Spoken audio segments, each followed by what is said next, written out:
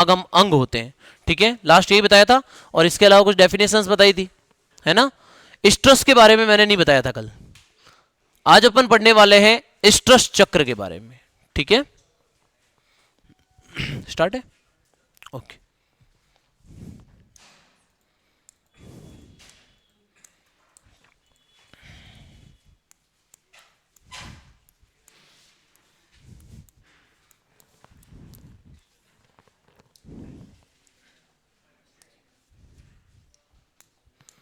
देखिए, इससे पहले कभी किसी ने सुना है इसके बारे में कि स्ट्रस चक्र क्या होता है, या स्ट्रस मासिक चक्र, है ना।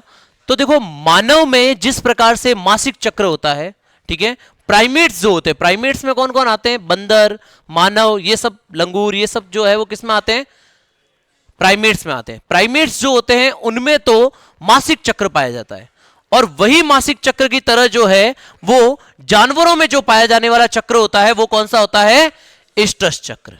ठीक है, तो कहने का अर्थ ये हो गया कि इसमें कौन कौन सी प्रक्रियाएं जो होती है उनको अपन सम्मिलित कर सकते हैं। तो स्ट्रस चक्र में सम्मिलित होने वाली प्रक्रियाएं जो होती है वो कौन कौन सी होती है, देखिए, सर्वप्रथम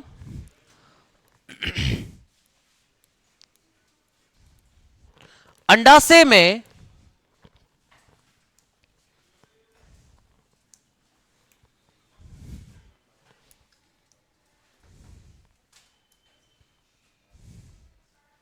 ये ऊपर वाला थोड़ा वर्क नहीं करता क्या,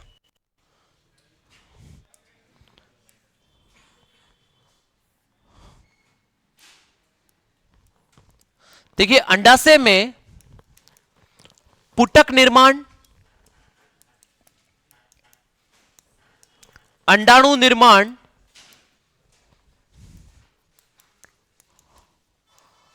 अंडोत्सर्जन, संबंधित लैंगिक क्रियाएं, लैंगिक क्रिया का चक्र, लैंगिक क्रिया का चक्र, लैंगिक क्रिया का चक्र जो होता है उसको अपन क्या कहते हैं, स्ट्रस चक्र कहते हैं। ठीक है, तो कहने का अर्थ ये हो गया कि लैंगिक प्रक्रिया जो होती है उसका ही एक चक्र है, और उसी को अपन क्या कह रहे हैं, स्ट्रस चक्र कह रहे हैं, जिसमें होता क्या है, पुटक। अब पुटक जो है वो तुम्हारे लिए एक नया शब्द है, क्योंकि कल मैंने आपको बताया था अंडाशय के बारे में। अंडाशय के अंदर जो है वो क्या बनते हैं, पुटक बनते हैं। अंडाशय के अंदर क्या बनते हैं, पुटक बनते हैं, और उन्हीं पुटक के अंदर जो है वो क्या बनता है, अंडाणु बनता है। ठीक है, तो अंडाशय के अंदर पुटक बनते हैं, और पुटक जो होते हैं उसी के अंदर क्या बनता है, अंडाणु बनता है। ओके, तो अंडाणु बनना और अंडाणु बनने के बाद में अंडोत्सर्जन, ठीक है, इससे संबंधित जो प्रक्रिया होती है उसको अपन क्या कहते हैं, स्ट्रस चक्र कहते हैं। ठीक है, अब स्ट्रस चक्र जो होती है इसका एक समय काल होता है जो कि हर एक में अलग अलग हो सकता है। ठीक है, और ये आपसे पूछा जाता है कि किसका समय काल या किसका स्ट्रस साइकिल जो होती है उसका समय काल कितना हो सकता है। ठीक है, तो आप मुझे बताइए, किसी को पता हो तो, गाय और भैंस में, गाय भैंस का पता है, 9 माह। Very good. तो देखो, गाय और भैंस, इनका जो समय काल, स्ट्रस काल होता है वो कितना होता है, ध्यान रखना, डायरेक्ट क्वेश्चन पूछा जाता है, कितना होगा, 21 दिन। ठीक है, आपसे अगर क्वेश्चन पूछा जाएगा तो मोस्ट प्रोबेबली जो है स्ट्रस चक्र का एक क्वेश्चन आपसे पूछा जाएगा और इसका आंसर होगा 21 दिन। ये लगभग जो है वो हर ऐसे पशुपालन से संबंधित जो इजी एग्जाम होते हैं, ठीक है, चाहे वो पूरे इंडिया में भी कहीं होते हैं, तो भी इसमें ये क्वेश्चन जरूर बनता है। ठीक है, क्योंकि ये इजी क्वेश्चन है। गाय और भैंस जो होती है उसमें स्ट्रस चक्र का समय काल कितना होता है, तो आंसर क्या आएगा आपका, 21 दिन आएगा। ठीक है, इसके बाद देखिए, भेड़ जो होती है उसमें किसी को पता है, वेरी गुड, 16 से 17 दिन। ठीक है, 16 से 17 दिन जो होता है वो किसका होता है, भेड़ का। ठीक है, बकरी का बताओ, ठीक है, 19 दिन के आसपास। ठीक है, ऊंट का बताओ,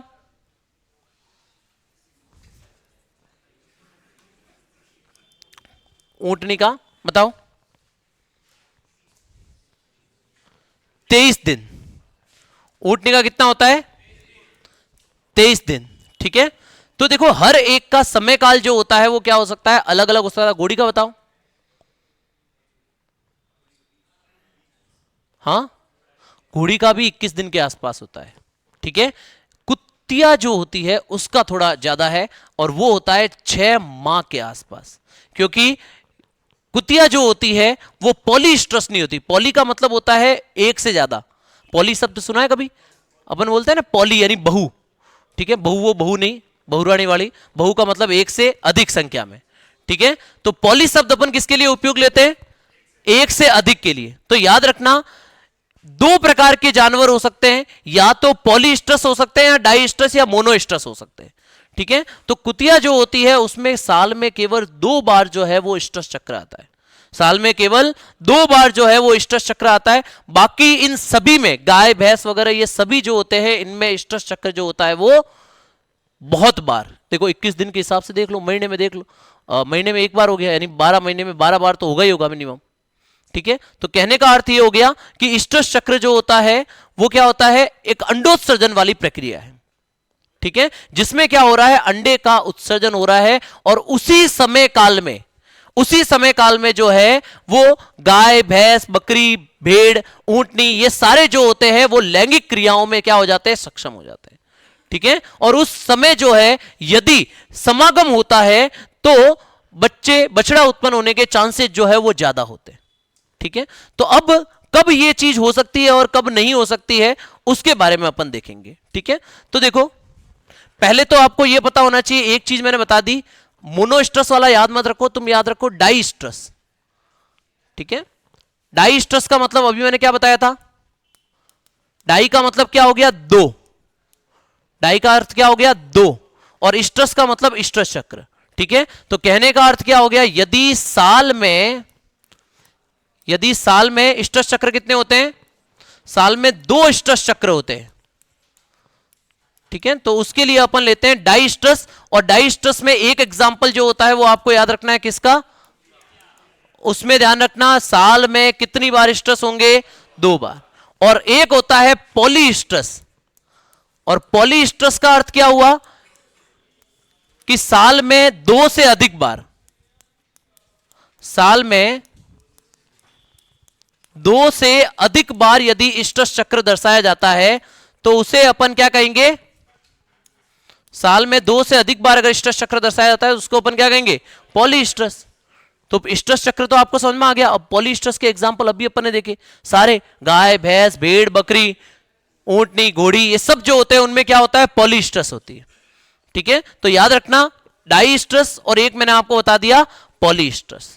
ओके, अब स्ट्रस चक्र के दौरान क्या क्या चीजें होती है उसमें कौन कौन से पॉइंट आपको पता होनी चाहिए। अभी आपको वैसे पता चल गया, एक तो क्या हुआ, अंडाणु का निर्माण हुआ। अंडाणु कल मैंने आपको बताया था क्या होता है, युग्मक होता है, किसका, मादा का। इसी प्रकार से नर का युग्मक कौन सा होता है, शुक्राणु। ठीक है, तो ये प्रजनन वाली सारी चीजें जो है ना मैं इस टॉपिक में पढ़ा दूंगा। प्रजनन में इससे बाहर कुछ भी जितना हो सकता है ना, जितना आपके लेवल और उस लेवल से थोड़ा बहुत जो ऊपर होगा वो मैं आपको बता दूंगा। ठीक है, इसके अलावा आपको कुछ नहीं पढ़ना। ठीक है ना, तो स्ट्रस चक्र में मैंने आपको बता दिया, एक तो डाई स्ट्रस संभव है और एक क्या है, पॉली स्ट्रस संभव है। डाई में तो क्या हो गया, 2 बार, और पॉली का मतलब क्या हो गया, 1 से अधिक बार जो है वो स्ट्रस चक्र दर्शाया जाता है। ठीक है, अब इसकी में देखिए कि क्या क्या चीजें हैं। अब स्ट्रस जो होती है, स्ट्रस चक्र जो होता है,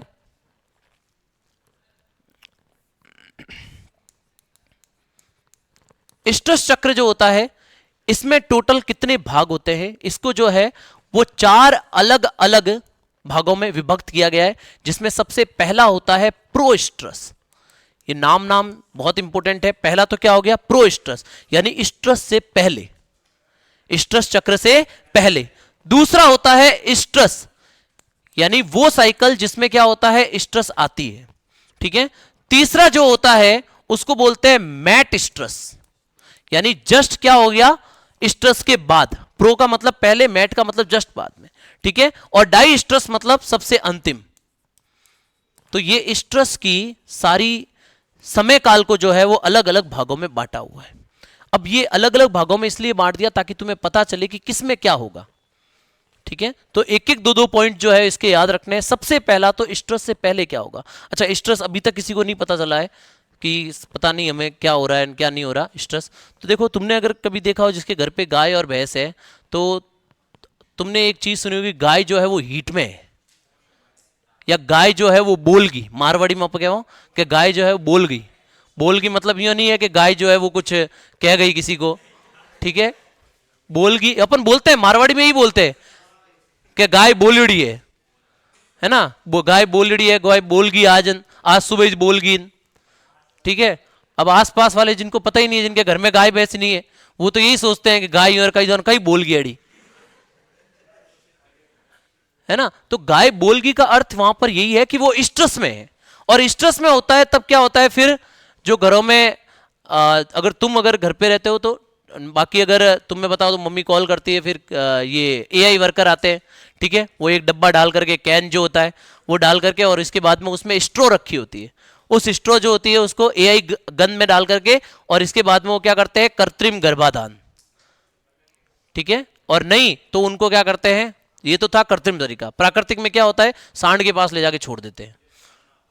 हाँ, तो ये दो तरीके होते हैं जो मैंने दोनों के बारे में कल आपको बताया था। एक प्राकृतिक तरीका होता है और एक कौन सा होता है, कृत्रिम तरीका, है ना। तो प्राकृतिक भी करवाते हैं, कृत्रिम भी करवाते हैं। कई कई जगह पे अभी जो है वो प्राकृतिक करवाते हैं, बाकी लगभग जगह जो है वो अब कृत्रिम हो गया है। क्योंकि देखो, कृत्रिम में क्या होता है, रिस्क कम रहते हैं, ठीक है। प्राकृतिक में कई बार जो होता है वो बचीर ठोक के चल जाता है सांड, मतलब इंजरी कर सकता है, चोट लगा देता है, ठीक है, ऐसी चीजें हो सकती है। अब गाय जो होती है वो सांड से महंगी, है ना। तो उस कंडीशन में अभी वर्तमान में जो है वो ज्यादातर एआई वर्कर को ही बुलाया जाता है, ठीक है, जो पशुधन सहायक होते हैं, है ना, उन एआई वर्कर को। और तुम्हें बताओ तो एआई वर्कर वाला अभी तो एक बीच में कोर्स भी चला था जिसमें 2 महीने में एआई की ट्रेनिंग दी जाती थी, ठीक है। आजकल तुम्हें पता हो तो गांव में जो ज्यादातर होते हैं उनके पास कोई डिग्री नहीं होती, वो खाली क्या करते हैं, 2 महीने की एक प्रैक्टिस होती है, ठीक है, एआई वाली। और तुम में से किसी ने कर रखी है वो, ठीक है। तो ये प्रैक्टिस लोग अब ज्यादातर, मैं तुम बता रहा हूं, अगर लड़के जो पशु परिचर बनेंगे, मैं तुम्हें सच बता रहा हूं, ज्यादातर जो है वो इसमें घुस जाएंगे, ट्रीटमेंट वगैरह में इसमें घुस जाएंगे, है ना, फील्ड करने लग जाएंगे वो। क्यों? क्योंकि एक तो गवर्नमेंट जॉब लग गई है, देख देख के सीखना ही तो है, ज्यादा है कुछ नहीं। जो डॉक्टर होते हैं जो तुम्हारे घरों में आते हैं, वो उसकी असलियत हमें पता है कितना क्या है, उनके पास में वही 4-5 इंजेक्शन होते हैं। सच में बता रहा हूं, तुम उनकी झोली खोल के देख लेना। तुम्हारे कभी घर में जो डॉक्टर आते हैं गाय भैंस का इलाज करने के लिए, उनके पास में फिक्स 4-5 वही दवाइयां होती है, और वही 4-5 दवाइयां फिक्स होती है, 10 ml 15 ml उनके वही रट रखी होती है, ज्यादातर वही 3। और ज्यादातर गाय भैंसों में जो होता है ना, क्योंकि देखो गाय भैंस बोलती तो है नहीं, मारा और दुखे मारा और दुखे, और तो समस्या है नहीं, वो तो खाली इतना होता है, उसमें टेम्परेचर लेते हैं, ठीक है। टेम्परेचर लेने के बाद में पता जाता है 102 103 है, इसका मतलब बुखार आया हुआ है। अब बुखार किस वजह से आया हुआ, मैं क्या पता, कौन सा कोई एक्सरे उसमें जांचें होगी, सीटी स्कैन वगैरह, वो जांचें तो होगी नहीं, और कौन सा वो करवाएंगे। गाय भैंस खुद की कीमत ही 60,000 है उसकी, कौन खर्च करेगा इतना। मानव में तो क्या होता है, खर्च कर लेते हैं अपन। मानव में तो क्या होता है, 60, 1 लाख 2 लाख 4 लाख, तुम पता है हॉस्पिटल के खर्चे कितने होते हैं, उनके कौन सी कोई सीटी स्कैन की एमआरआई की मशीनें होती है, वही होता है फिक्स। आदमी वही बता देता है कि भाई इसको ये है, डॉक्टर जो होता है वही बता देता है कि ये है, और फिक्स वो 4-5 दवाएं होती है, उससे वो सही भी हो जाते हैं। ऐसा नहीं है कि वो सही नहीं होते, ठीक है। 90% केसेस में 5 इंजेक्शन जो होते हैं उससे सही हो जाते हैं, ठीक है। और अपने भी घरों में अपन जो होते हैं, वो ज्यादातर हेडेक होता है उस टाइम में एक गोली लेते हैं, है ना। वो गोली चाहे डक्स ले लो, वो चाहे तुम कॉमीफ्लेम लो, वो चाहे तुम एनासिन लो, वही फिक्स होती है। और उसमें एक ही चीज होती है, वो होती है पैरासीटामोल, वही होता है पैरासीटामोल। पीसीएम पैरासीटामोल ही तो लेते हो आप, हर एक, चाहे डक्स हो डोलो हो, सब में देख लेना तुम, पैरासीटामोल ही होती है। तो वहां पर भी वही है, वहां पर भी जो है मेलोनेक्स उपयोग में लेते हैं, एक मेलोनेक्स नाम का इंजेक्शन आता है, वो उपयोग में लेते हैं। चाहे किसी भी प्रकार का कोई ऐसे उनको बुखार वगैरह कुछ भी आ रखा है, उस सब कंडीशन में उनको मेलोनेक्स दे देते हैं। मेलोनेक्स के बाद में वो अपने लिए जैसे एनासिन होती है, वहां मेलोनेक्स होती है, ठीक है। तो जब तुम यहां से सेलेक्ट होके और वहां चल जाओगे, और वहां पे तुम्हें ये पता है पशु परिचर जो होता है उसकी तनख्वाह कितनी आती है स्टार्टिंग में, 13,000 14,000 15,000 यही होगी, 13,000 के आसपास है, 13,000 के आसपास, ठीक है। अरे मुझे पता है भाई, वो तो कितनी क्या है, 13,000 है स्टार्टिंग, 2 साल तो, ठीक है, प्रोबेशन पीरियड में। अब वो बंदा जो 13,000 रुपये कमा रहा है, तो उसके दिमाग में यही आता है कि यार हम ये चीज़ सीख करके और फील्ड करना स्टार्ट करें, एक जने के इंजेक्शन लगा के आओगे 300-400 रुपए लेके आओगे। अब 300-400 अगर तुमने 3 केस देख लिए दिन में तो कितने हुए देख लो, 1000 रुपए कितने हुए महीने के, देख लो। ऐसे ही करने ये तो तुम आगे जब जाओगे तो वो अपने आप हो जाएगी चीजें। ठीक है, वापस टॉपिक पे आते हैं। प्रो स्ट्रेस, स्ट्रेस, मेट स्ट्रेस और डाई स्ट्रेस, 4 प्रकार। प्रो स्ट्रेस का मतलब स्ट्रेस से पहले, तो ध्यान रखना स्ट्रेस से पहले जो है यहां पर क्या होता है, पुटक का निर्माण होता है। पुटक जिसमें क्या होता है, अंडाणु रहता है, जिसमें क्या होता है अंडाशय के अंदर पुटक, पुटक बनते हैं जिसमें क्या बनता है, अंडाणु बनता है। ठीक है, तो ध्यान रखना प्रो स्ट्रेस जो अवस्था होती है उसमें अंडाशय में किसका निर्माण होगा, पुटक का निर्माण होगा।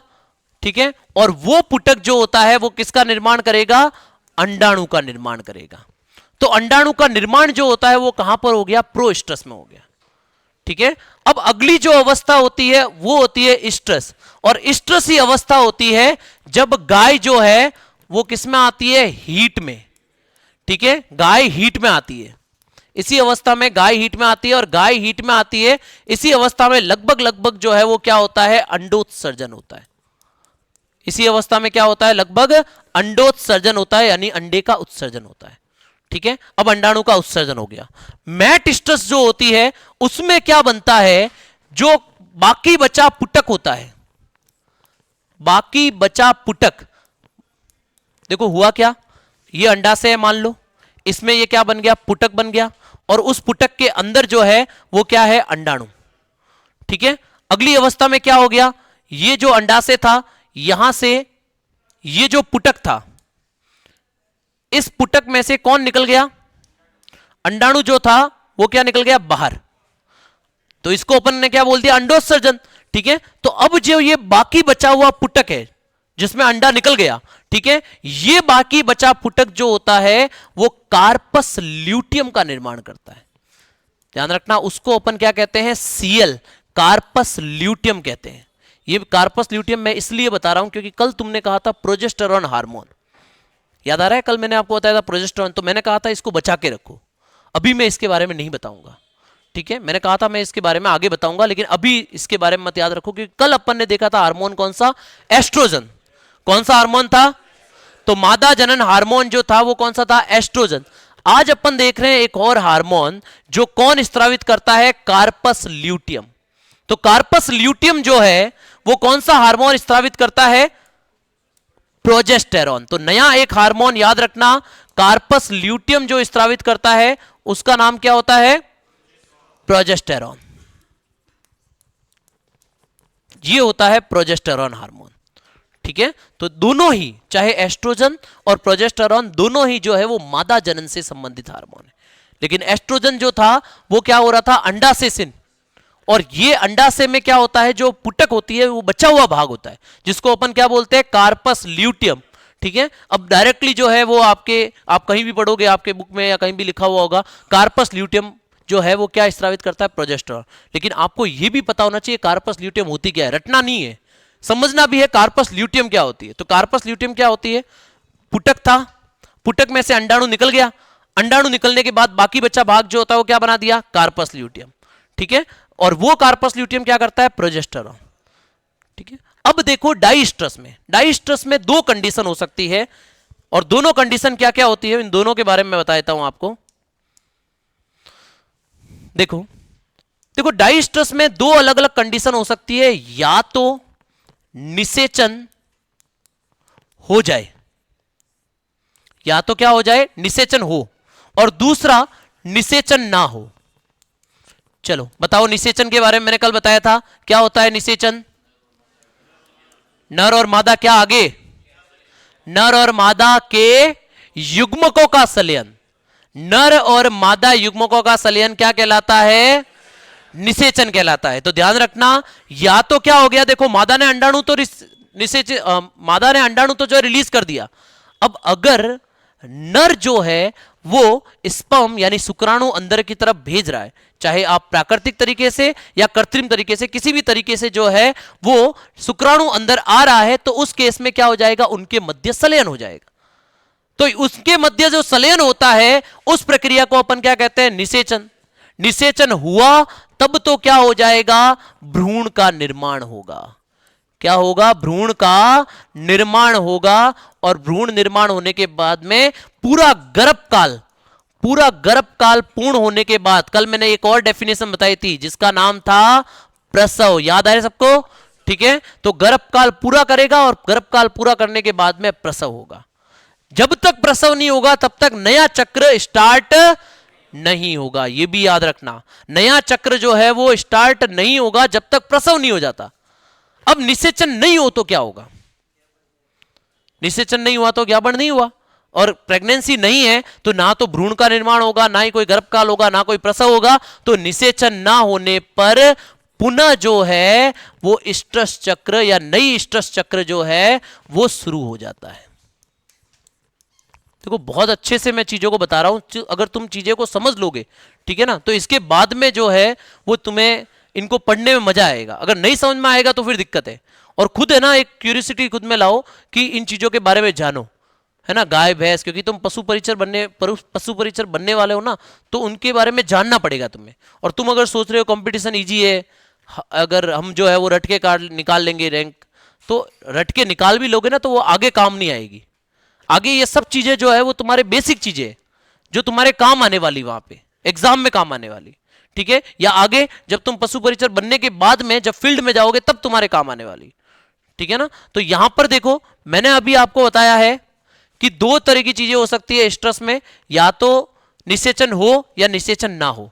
अगर निषेचन नहीं हुआ तब तो वापस से प्रो स्ट्रेस, मैट स्ट्रेस, स्ट्रेस, मैट स्ट्रेस, डाई स्ट्रेस पूरा शुरू हो जाएगा। और निषेचन हुआ तो इसका मतलब क्या होगा?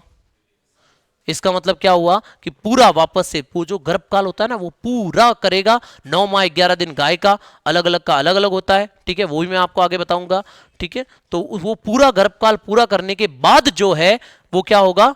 प्रसव हो जाएगा, ठीक है। तो ये पूरी चीजें होती है स्ट्रेस में। तो अब तो कुछ समझ में आया? स्ट्रेस मानव में भी ऐसा ही होता है, मानव में भी सेम चीजें होती है, ठीक है। बस उसमें नाम जो होता है वो साइकिल का क्या होता है? मासिक चक्र।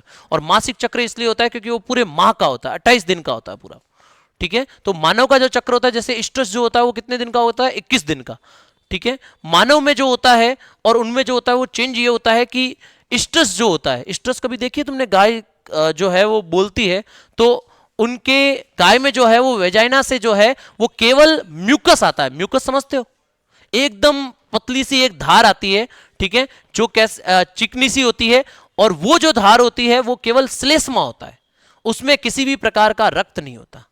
तो वो श्लेष्मा का स्त्राव होता है, स्ट्रेस में जो होता है श्लेष्मा का स्त्राव होता है, ठीक है ना। तो ये सब चीजें आपको याद रखनी है, ये सब चीजें आपको ध्यान होनी चाहिए, ठीक है। तो स्ट्रेस जो होता है उसमें 4 तो हो गई चक्र, कौन से? प्रो स्ट्रेस, स्ट्रेस, मैट स्ट्रेस, डाई स्ट्रेस। समय काल भी है लेकिन याद रखने की जरूरत नहीं है, एक्स्ट्रा तो मैं बता देता हूं कि समय काल जो होता है वो कितना होता है इन सबका। सबसे पहले प्रो स्ट्रेस जो होता है उसका तो होता है 2 से 3 दिन, ठीक है। ये स्ट्रेस जो होती है वो 1 से 2 दिन की होती है।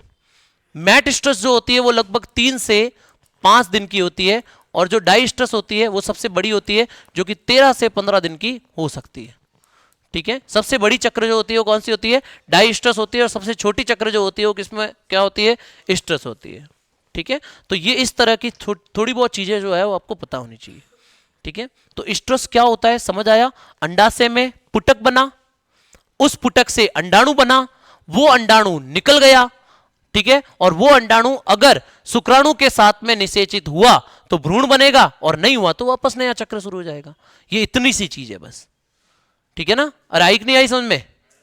ठीक है ना। तो स्ट्रेस चक्र जो होता है वो लैंगिक क्रियाओं का एक चक्र होता है जो जानवरों में होता है। और यह स्ट्रेस जो होता है वो किस में नहीं पाया जाता? प्राइमेट में, लंगूर, बंदर, इन सब में नहीं पाया जाता, ठीक है। इन सब में जो होता है वो मासिक चक्र होता है, ओके। और बाकी जो अपन पढ़ने वाले हैं पशु, उन सब में तो स्ट्रेस चक्र होता है। उनका समय काल भी मैंने आपको बता दिया, ठीक है।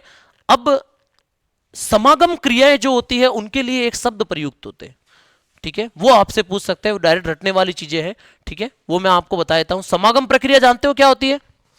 समागम मैंने कल भी बताया था आपको।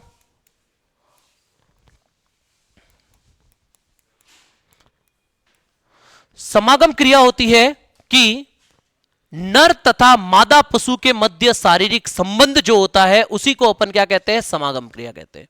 ठीक है, डायरेक्ट रटने वाली चीजें हैं उनका एक नाम दिया हुआ है, जैसे गाय, भैंस तथा बकरी में, गाय भैंस तथा बकरी जो होती है उसमें समागम क्रिया को क्या कहते हैं, किसी को बताओ तो बताओ। ये तो क्वेश्चन भाई डायरेक्ट पूछे आते हैं कई बार, ये तो आपके उस क्वेश्चन बैंक में भी है। सर्विंग, टपिंग, कवरिंग, कपुलेशन, मैटिंग, ये सारे शब्द दिए हुए हैं, क्वेश्चन भी है उन चीजों के, तो आपको याद तो होनी चाहिए, पता तो होनी चाहिए क्या चीजें हैं। पेपर वेपर देते नहीं हो अभी तक तुम, या तो तुमने कभी स्टार्ट ही नहीं किया अभी तक कुछ? अच्छा कल ही आए हो क्या? चलो कोई बात नहीं, तो ये सब चीज़ें धीरे धीरे जानोगे ना, इसके बाद में तुम्हें क्लियर होने लग जाएगी। ठीक है, कुछ ऐसे बच्चे हैं जिनको थोड़ा बहुत आता है, ठीक है, तो वो उनका जो है वो बेसिक जो है वो और स्ट्रांग हो जाएगा, और जो इनके लिए बिल्कुल जीरो हो रखा है, ठीक है, तो वो जो है वो अब धीरे धीरे चीज़ें सीखना स्टार्ट करो। टाइम कम है अपने पास में, मई जून के पास आसपास जो है वो एग्जाम होने के चांसेस है। ये तो मैं आपके 1 या 1.5 महीने में पूरा एक बार पशुपालन में आपको करवा दूंगा। ठीक है, इसके बाद में जितने ज़्यादा हो सके टेस्ट दो। ठीक है, कुछ ऐसी चीज़ें होती है जो मैं यहाँ पे छोड़ देता हूँ, तो वो टेस्ट में मैं क्वेश्चंस के थ्रू दे दूंगा। ठीक है, जितने ज़्यादा हो सके क्वेश्चंस जो है वो करते रहो, और जितने क्वेश्चंस करोगे ना उतना तुम्हारे जो है वो कंसेप्ट मजबूत होंगे। ठीक है ना, क्योंकि यहाँ पर समझने के बाद में जितना तुम्हें समझ में आ जाता है, इसके बाद में तो लास्ट यही है कि जो चीज़ नहीं समझ में आ रही है उसको रटो। ठीक है, क्योंकि देखो इतना तुम जो चीज़ लोग पशुधन सहायक या डॉक्टर 4-5 साल में सीखते हैं, ठीक है, तो वो तुम ऐसा तो है नहीं 1-2 महीने में तुम सारी चीज़ें सीख जाओ, लेकिन बेसिक जो चीज़ें होती है ना वो तुम्हें समझ आना है, वो सारी समझ आ जानी चाहिए। ठीक है, जहाँ से क्वेश्चन बनते हैं, जैसे स्ट्रेस से क्वेश्चन बनने के चांसेस रहते हैं, एक क्वेश्चन बन सकता है मोस्ट प्रोबेबली जो है मैंने आपको बताया था 21 दिन वाला वही बनता है। ठीक है ना, 21 दिन वाला वही बनेगा, क्योंकि पहली बार ये पशु परिचर का एग्जाम हो रहा है, और इसमें जो है वो इजी रखेंगे, सेकेंडरी लेवल रखेंगे, ये बोला हुआ है, तो हमें तो पता है कि क्वेश्चन क्या बन सकते हैं, है ना। हम कई बार जो है वो, मैं पशुधन सहायक जब पढ़ा था, मैं इससे पहले जो है वो डॉक्टर्स को भी पढ़ा रखा हूँ, जो वेटनरी डॉक्टर्स होते हैं उनको भी पढ़ा रखा हूँ। पशुधन सहायक जो है इससे पहले जयपुर में मैं पढ़ा रखा हूँ। ठीक है, 2018 की भर्ती, 2022 वाली जो भर्ती थी उसमें, 2016 वाली, तीनों भर्तियों में पढ़ा चुका हूँ। ठीक है, जो पशुधन सहायक के हैं, है ना, तो उन भर्तियों में हमारे जो क्वेश्चन होते वहाँ पे जो है वो टोटल 90 क्वेश्चन जो होते थे ना, तो 90 क्वेश्चन में हम बता देते कि भाई इतने क्वेश्चन यहाँ से आएंगे, यहाँ से ये पोर्शन बन सकता है, यहाँ से ये क्वेश्चन बन सकता है, तो चांसेस वही होते थे, है ना। मतलब इतना तो हो जाता है कि 70% तो जो हमने बताए थे ना वही से आ जाते, तो क्वेश्चन तो हमें पता है कैसे बनेंगे, इजी बनेंगे, और सेकेंडरी लेवल का मतलब यही है कि 10th पास लेवल के ही बनेंगे।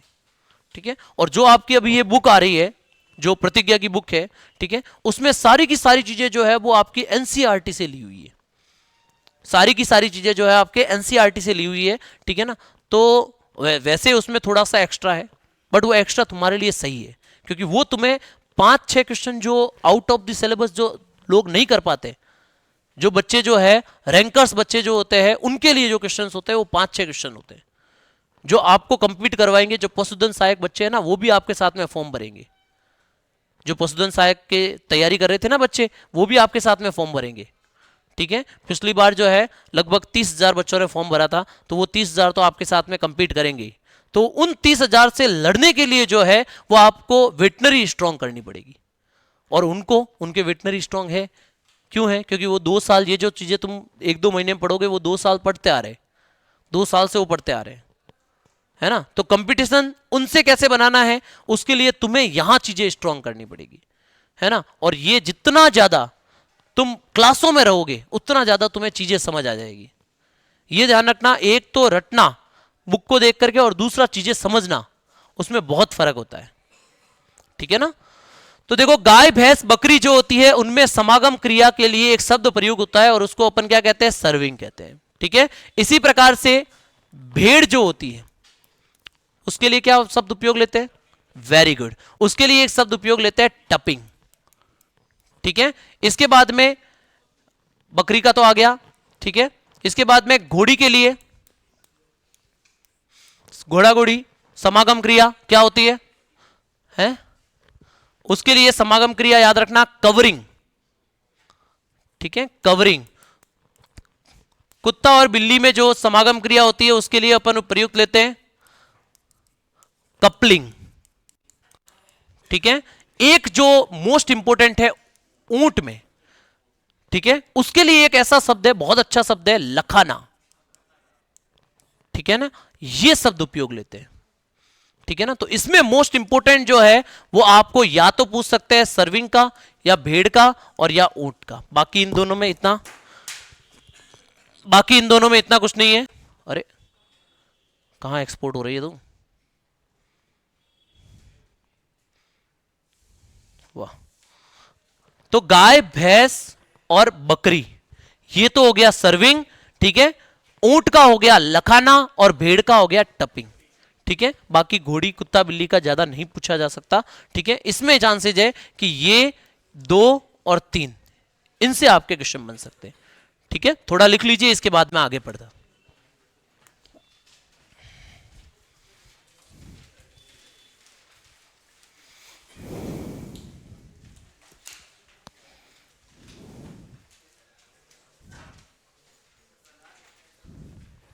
हाँ, पहले पेज, पहले से स्टार्ट है ये, पहले से स्टार्ट है। और जो आज ही आया है वो दो दो, 1-2 पेज छोड़ दो, तो आप किसी और से जो है नोट्स देख लेना।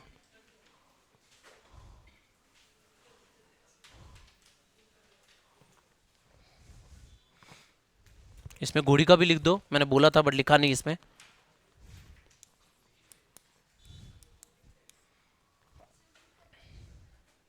किसका कितना होता है?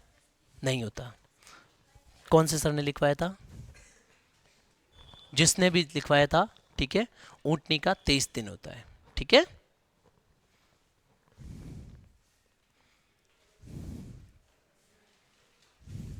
ये सब जो मैं पढ़ा रहा हूँ ना वो सारे आईसीएआर के डाटा है। ठीक है, मेरी एक पशुधन सहायक की बुक आती है, वो बहुत ज़्यादा हार्ड है, वो तो न्यू उड़ान वेटनरी गाइड नाम से आती है एक बुक। ठीक है, उसका राइटर मैं ही हूँ, लेकिन वो पशुधन सहायक की है। ठीक है, वो तो 600-700 पेज की है, वो तुम्हारे लायक नहीं है।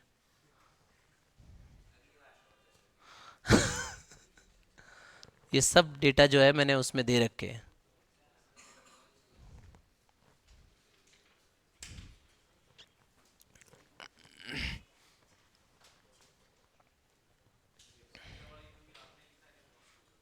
नहीं नहीं नहीं, इसमें से मैंने नोट्स देखे थे, इनमें करेक्शंस जो थे वो किए थे मैंने। लेकिन ये नोट्स जो है वो सारे एनसीईआरटी के हैं, और तुम्हारे जो है वो एनसीईआरटी से ही क्वेश्चन बनेंगे। ठीक है ना।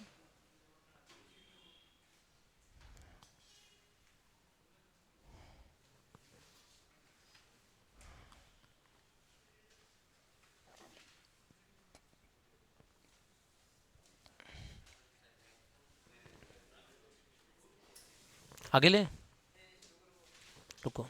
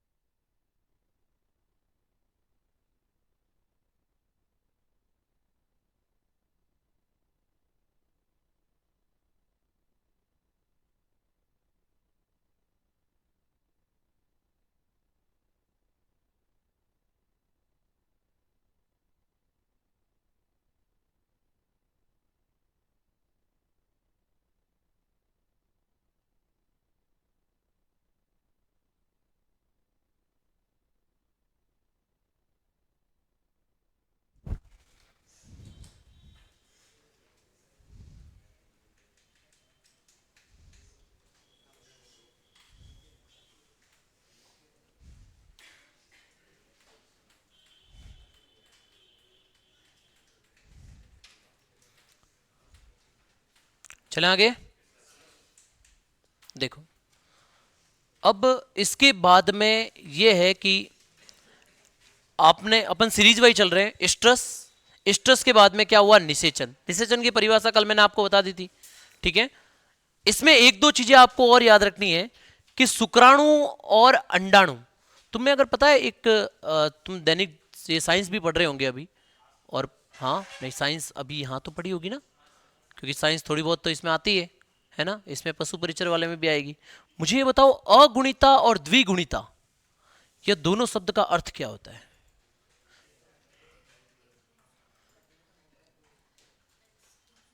जिसमें x गुणसूत्र हो, अगुणित गुणसूत्र हो। अगुणित का अर्थ क्या है? एक जाइगोट में। कहां घुसा रहा है तू जाइगोट को?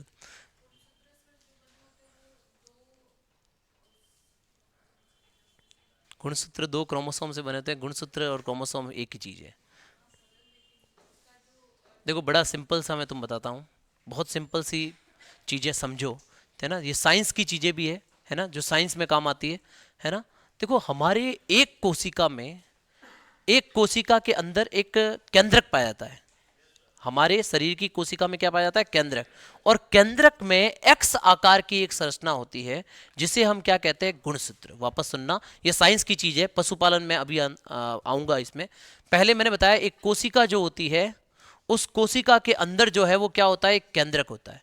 और केंद्रक में जो है वो एक्स आकार की संरचना होती है, और उस एक्स आकार की संरचना को अपन कहते हैं गुणसूत्र। यह गुणसूत्र डीएनए से बने होते हैं। ये गुणसूत्र किससे बने होते हैं? डीएनए से बने होते हैं। और डीएनए जो होता है वो क्या होता है? डीएनए एक जीन बनाता है। तो हमारे शरीर में जीनें होती है, और जीन जो होती है वो जीन ही क्या होती है? तुम्हें अगर पता हो तो जीन ट्रांसफर, ये सब चीजें पढ़ी है ना, जीन। तो जीन जो होती है वो हमें हमारे शरीर में लक्षणों को इंगित करने का, लक्षणों को प्रदर्शित करने का कार्य करती है, ठीक है। हमारे शरीर में ये गुणसूत्र कभी भी अकेले नहीं होते, हमेशा ये गुणसूत्र क्या होते हैं? जोड़ी में होते हैं। ये गुणसूत्र क्या होते हैं? जोड़ी में होते हैं। तो इसका अर्थ ये हुआ कि एक गुणसूत्र कभी नहीं होता। गुणसूत्र कितने होते हैं? हमेशा दो, जोड़ी में होते हैं, ठीक है। अब अगर बात करें अपन मानव के एक कोशिका की, ठीक है, ये थोड़ा सा साइंस की चीज है जो तुम्हें पता होनी चाहिए, तब मैं आपको आगे बता पाऊंगा। मानव के एक कोशिका में, एक कोशिका में पता है कितने गुणसूत्र होते हैं? दो होते हैं। मानव की एक कोशिका में ध्यान रखना 23 जोड़ी गुणसूत्र होते हैं। ये बहुत काम की चीज है, ये पता होनी चाहिए तुम्हें। तुम साइंस थोड़ा बहुत पढ़ रहे हो, ये पता होनी चाहिए। 23 जोड़ी गुणसूत्र होते हैं, जिसमें से 22 जोड़ी तो होते हैं अलिंग गुणसूत्र, ठीक है। यानी कि वो लिंग निर्धारण में किसी भी प्रकार की कोई भूमिका नहीं निभाते। 22 जोड़ी तो क्या होते हैं? अलिंग सूत्र, ठीक है। और सिर्फ दो जो होते हैं, यानी एक्स एक्स या एक्स वाई, ठीक है, या तो हो सकते हैं एक्स एक्स या हो सकते हैं एक्स वाई, ठीक है। जो एक्स एक्स होते हैं, एक्स एक्स होते हैं वो तो किसके होते हैं? मादा के। और जो एक्स वाई होता है वो किसका होता है? नर के। कुछ समझ में आया थोड़ा बहुत? ठीक है। तो गुणसूत्र जो होते हैं वो हमेशा क्या होते हैं? जोड़ी में होते हैं, ठीक है। और एक कोशिका में, हमारी एक कोशिका में कितने गुणसूत्र होते हैं? 23 जोड़ी गुणसूत्र होते हैं। अब गुणसूत्रों की संख्या जो है वो तुम्हें रटनी है हर पशुओं में, वो अपन एक जेनेटिक्स का टॉपिक आएगा आगे, उसमें मैं बताऊंगा, ठीक है। अभी आपको सिर्फ इतना याद रखना है गुणसूत्र क्या होते हैं। देखो कोशिका है, कोशिका के केंद्रक है, और केंद्रक के अंदर क्या होते हैं? गुणसूत्र, ठीक है। और गुणसूत्र जो होते हैं वो डीएनए से बने होते हैं, ठीक है। कितने होते हैं? मानव की एक कोशिका में कितने होते हैं? 23 जोड़ी। सब में अलग अलग होते हैं, गाय भैंस वगैरह सबको आपको रटने, है ना। लेकिन अभी उसमें नहीं जाना, क्योंकि अभी अपन प्रजनन पढ़ रहे हैं, तो मैं हमेशा चीजें टॉपिक वाइज ही करता हूं।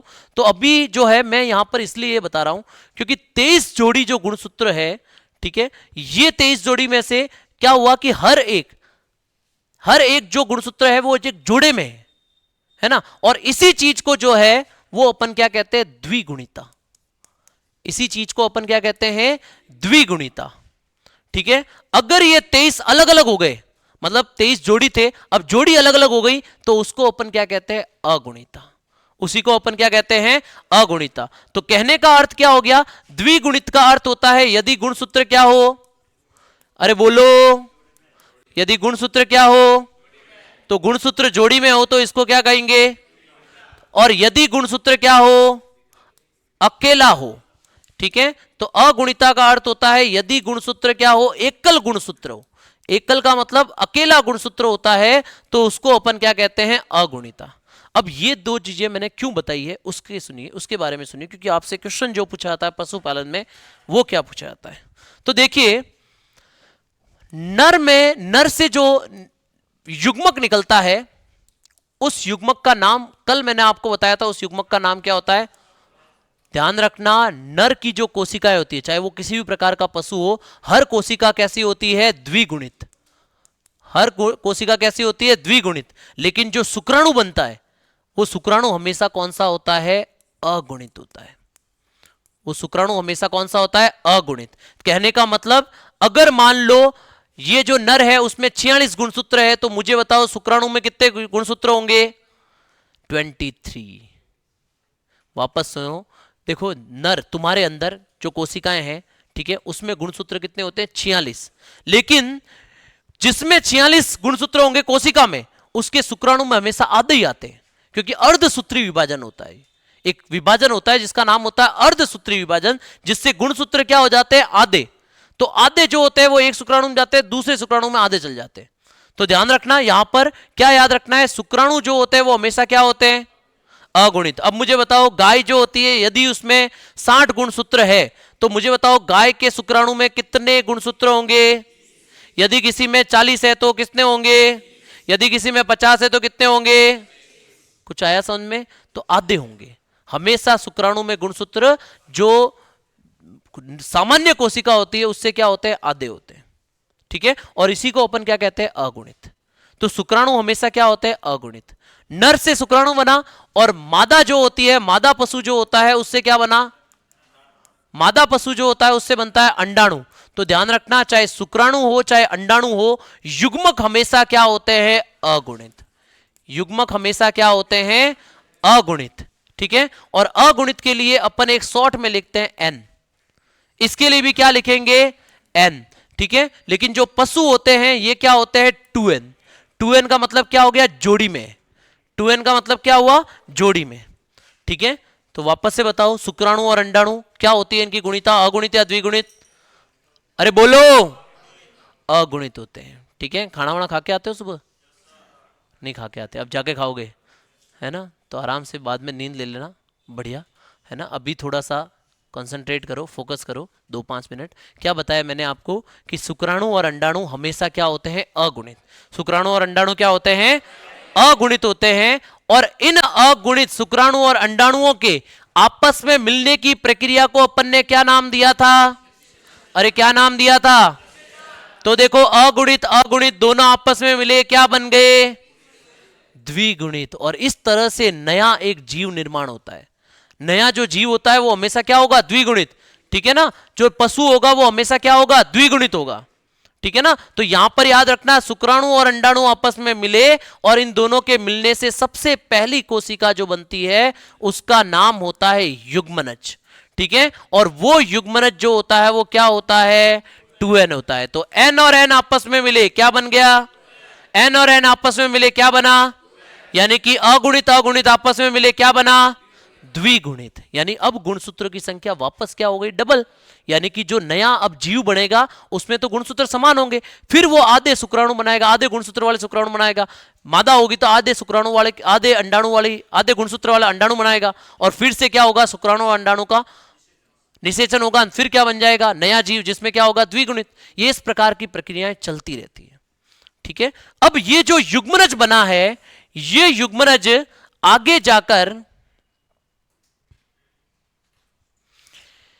ये जो युग्मनज है ये आगे जाकर के जो है वो लगातार कोशिकाएं अपनी विभाजित करता रहता है। जैसे अभी युग्मनज जो है उसमें कितनी कोशिका होती है, केवल एक कोशिका।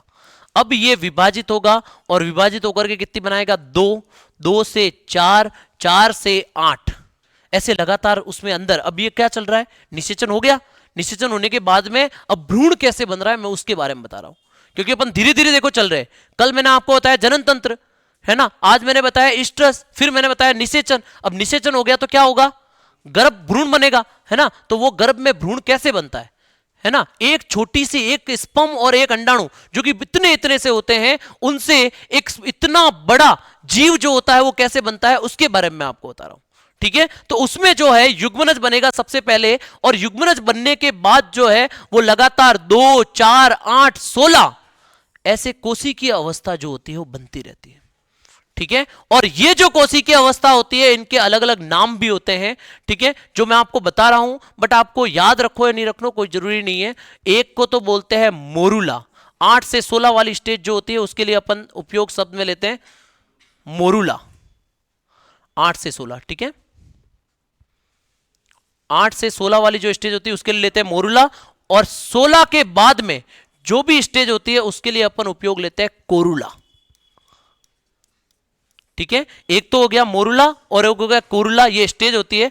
अब ये लगातार 32, 64, 128 आती है तुम्हें गिनती इतनी, तो है ना। लगातार देखो 1 से 2 बन रही है, तो 2 से 4, 4 से 8, क्योंकि हर कोशिका आधी हो रही है। 8 से 16, 16 से 32, 32 से 64, 64 से 128, 128 से 256, 256 से 512, 512 से 1024। अब नहीं आती होगी तुम्हें गिनती इतनी तो। हाँ, 2048, ऐसे तो वो गेम खेला होगा तुमने कई बार, है ना। हाँ, तो आगे ऐसे ऐसे देखो इतनी लंबी जो होती है ये कोशिकाएं बढ़ती रहती है। लेकिन उससे पहले 32 कोशिकीय अवस्था जो होती है वो मादा के गर्भाशय में, मादा के गर्भाशय में क्या हो जाती है, अंतररोपित हो जाती है। मादा के गर्भाशय में क्या हो जाती है, अंतररोपित हो जाती है। कहने का मतलब अब वो 32 कोशिकीय अवस्था मादा का जो गर्भाशय होता है वहां जाकर के क्या हो जाएगा, जुड़ जाएगा। और जुड़ने के बाद भ्रूण, जुड़ने के पश्चात भ्रूण तथा मादा गर्भाशय, भ्रूण तथा मादा गर्भाशय के मध्य, मादा गर्भाशय के मध्य एक नलिकीय संरचना बनती है, के मध्य एक नलिकीय संरचना बनती है। पता है तुम्हें क्या नाम होता है उसका? किसी को पता हो तो बताओ। कभी तुमने 3 इडियट देख ली हो तो तुम्हें पता हो तो एक नलिकीय संरचना होती है जो कि खूंटी, मतलब जिसको अपन नाभि बोलते हैं, जिसको अम्बिलिकल बोलते हैं, नाभि और मादा के गर्भाशय से जुड़ा रहता है। उस संरचना को कहते हैं प्लेसेंटा।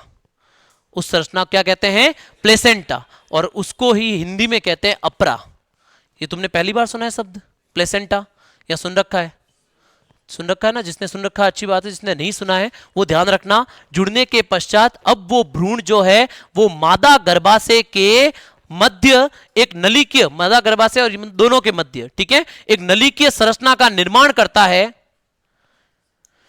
एक नलिकीय संरचना का निर्माण करता है, और उस संरचना का नाम होता है अपरा, या उसी को क्या कहते हैं अपन इंग्लिश में, प्लेसेंटा।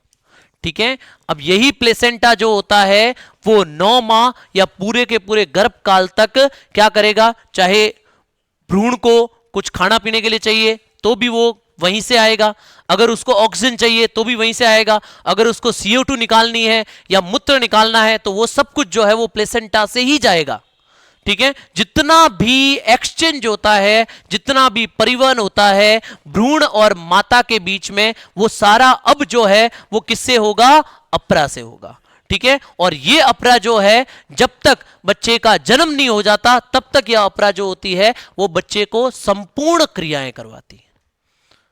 ठीक है, तो ये अपरा ध्यान रखना, याद रखना, इसका नाम होता है अपरा, इंग्लिश में प्लेसेंटा बोलते हैं।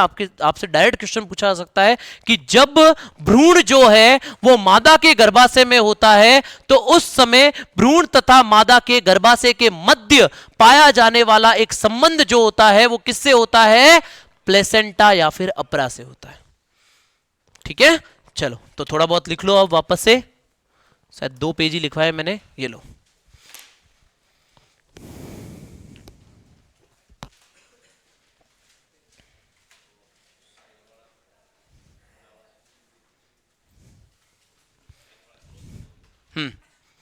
ठीक है, बाकी अपन पढ़ेंगे कल।